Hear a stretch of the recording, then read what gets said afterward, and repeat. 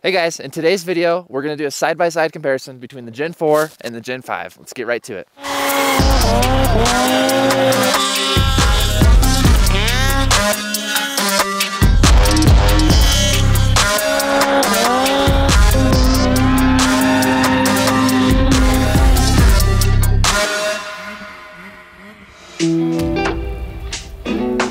Here are a couple quick facts that we're excited about with the changes in the Gen 5 chassis. Narrower running boards, narrower side panels, no flex edge track. It's the T-Motion X, so essentially they've gotten rid of the T-Motion. The 15 more horsepower and the 2 to 3 more pounds of boost. So those are the things that we're super excited about. Those are the things that we want to put to the test in this video here in Cooke City. We're gonna go ahead and dive into this comparison here. I got Jet Walker with me. He's gonna be doing most of the riding on the Gen 5. This is actually his. I don't have my Gen 5 yet, hoping to get it here soon. He was kind enough to lend me his Gen 4 that he still has. He rocks a finger throttle. I'm not used to the finger throttle, so he's gonna be doing most of the riding and just kind of show us the difference. So yeah, let's dive right into it, dude. This will be my first time squeezing the throttle on the Gen 5, so let's try it.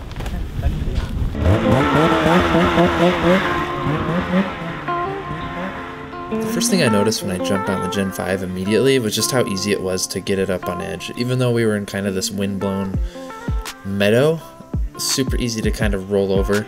And that might just be because I'm used to the wider front end on the freeride chassis. I usually ride a freeride. I haven't spent much time on the Summit Expert, so it kind of took me a minute to like get used to just how easy it initiates. Also, besides it being able to roll over super easy, my forearm was on fire because I am not used to the finger throttle. That would seriously take a couple days for your muscles to get used to the finger throttle. Yeah, she's got some power. She's got some power. Smooth too.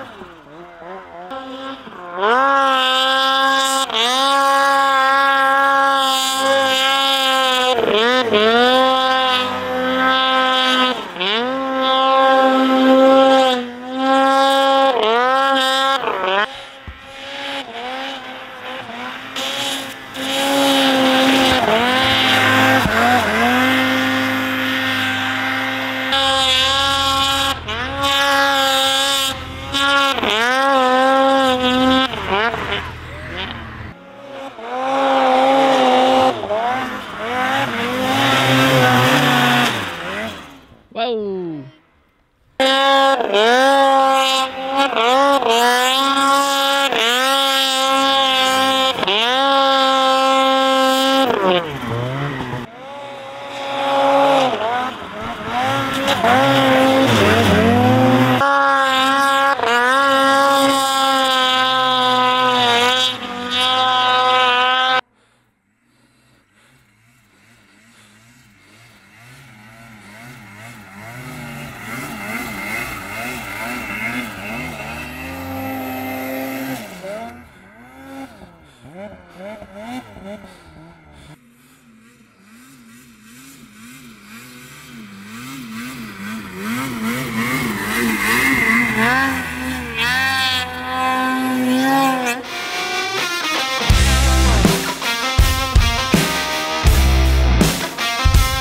So here are my final thoughts on the Gen 4 versus Gen 5 chassis. First things first, this was early season. This was our first ride of the year. Even though it was epic, it was still pretty bottomless, as we found out multiple occasions.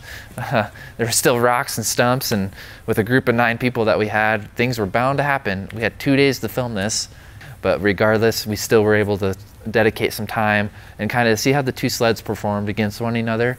Overall, the Gen 5 chassis is phenomenal. I can't believe just how hard that thing pulled, and just even between the Gen 4 and the Gen 5, it just seems so much more crisp. It's crazy how Skidoo continues to up the game every couple of years when they come out with a new chassis or a factory turbo or whatever that they come up with. It's just, when they came out with the Gen 4, I was like, how does it get better than this?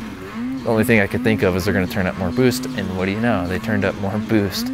But I think what Skidoo really did that shocked a lot of people with the Gen 5 chassis was they finally addressed a lot of the handling issues. I think a lot of people were are expecting reviews of the Gen 5 to be like, oh my gosh, this thing handles so much better than the Gen 5. And the type of snow that we were in, we actually did not really notice a huge difference, but even though it was bottomless, it was still pretty epic. They got like 30 inches of fresh pow the last week, and I think all sleds kind of handle well when the snow is super soft everywhere. I mean, you can take an old vintage sled with trailing arms and freaking do some pow turns in a nice meadow, and you're gonna be like, wow, this thing handles pretty good. With that said, I think in order to do a truly fair comparison on the way the Gen 5 handles versus the Gen 4 is to do it on some steeper terrain. The avalanche conditions were pretty high in Cooke, so we were staying off the steeper stuff, and in more challenging snow conditions. Spring-like snow conditions where the snow is pretty hard, I think, is where you'll see the Gen 5 outshine the Gen 4 in a lot of ways. You'll get tired less quickly, because Gen 5 will stay on edge and will hold an edge a lot better than the Gen 4 will. It won't panel out as much. If you're on a Gen 4, you still have it pretty good. It's not like you're gonna be getting blown away by your Gen 5 buddies, you know? They're not gonna be making fun of you. But if you have the money to upgrade, hey Lou, if you have the money to upgrade, absolutely go for it. The Gen 5 is just awesome. I can't wait till mine gets here so I don't have to borrow a buddy's. Hopefully that will come any day. So that's our review on the Gen 4 versus Gen 5 chassis, our first review on it. We're gonna probably do another one of these when the snow conditions are a little more challenging so we can really put the sleds to the test. But yeah, if you guys wanna see future reviews like this, if you wanna see us compare the Gen 5 to a Polaris Boost, the Gen 5 to a Lynx, videos like that, feel free to go ahead and hit that subscribe button, hit that like button. Let us know in the comments which sled do you think performed better based on this video. Go ahead and let us know in the comments what you would have liked to have seen in this video that we missed, because we're always looking for constructive feedback. We'll hopefully catch you on the next video. So thanks for watching.